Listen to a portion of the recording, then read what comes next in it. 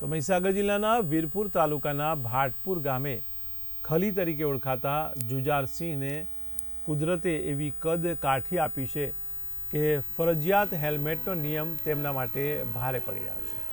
તેમનું માથું જ એટલું મોટું છે કે કોઈ હેલ્મેટ તેમાં ફિટ બેસતું નથી। ત્યારે તાજેતરમાં જ હાઈકોર્ટે ટિપ્પણી કર્યા બાદ રાજ્યભરમાં ટ્રાફિક પોલીસને ટ્રાફિકના નિયમોનું પાલન કરાવવાની ભાન થઈ રહી છે અને ફરીથી હેલ્મેટ ફરજિયાત કરવામાં આવ્યું છે। જો કે ભાટપુરમાં ગામના પૂર્વ સરપંચ ઈચ્છે તો પણ હેલ્મેટના કાયદાનું પાલન કરી શકે તેમ નથી અને પોલીસ પણ તેમને નિયમનું પાલન કરવાની ફરજ પાડી શકે તેમ નથી। હું બાઇક ચલાવું છું પણ મારા માથામાં હેલ્મેટ નથી આવતું, કારણ કે હું બધી જ જગ્યાએ બધી જ કંપનીનો હેલ્મેટ તપાસ કરી ચૂક્યો પણ મારા માપનું કોઈ હેલ્મેટ આવી શકતું નથી।